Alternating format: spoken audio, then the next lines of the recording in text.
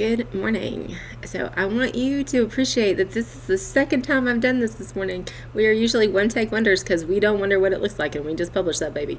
But it actually cut me off before I finished some of my books, and so I did want to cover all the books I've read this week. So here we go again.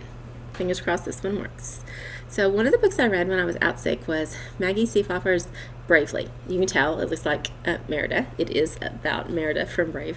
The book takes place several years after the movie. So the toddlers are closer to teenagers now. Merida is still unmarried, and she, during a winter storm, follows the god of destruction out into the woods where she is met by the god of creation, and they're having a little conversation about what's going to happen with her kingdom. It's a really good book. I did enjoy it. I enjoy the way Maggie Stiefvater writes. Just read the Raven cycle, so if you liked those, you might like that. But if you like fairy tale retellings, we have a lot of those. So this one is Poisoned by Jennifer Donnelly, and it is about, obviously, Snow White and the 7 men who help her out in a jam. This is the Twisted fairy tale series, and we have like 5 or 6 of them, and they are literally what happened if what you saw in the movies didn't happen. So what if Aladdin never got his lamp? You know, those kind of things. So they're really good. So if you're interested in fairy tale retellings, we got you covered. I also, because of Black History Month, read a couple of more books about the Black experience. One of them was The Black Friend on Being a Better White Person. I have been doing a lot of reading in the last couple of years. I've been actively working on being more anti-racist. And so not everything in this book was brand new and eye-opening to me, but there were some things that still made me think, Because when you don't grow up in a culture, it's hard to see what you don't see, right? Like no one can be expected to know everything about everyone else's culture. But what I do think as humans we are expected to be is decent and kind about other people's cultures. And so this is a great book for that. And there are lots of different people in it besides just Frederick. He interviews a lot of people about their experiences and what it means, the sort of passive racism kind of thing.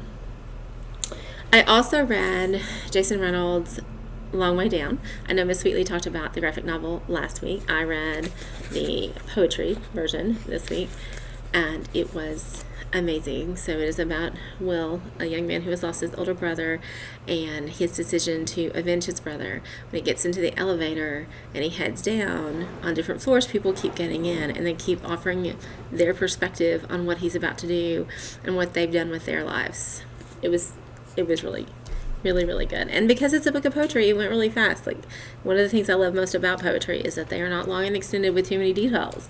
You just really get right to the crux of the matter super quick. All right.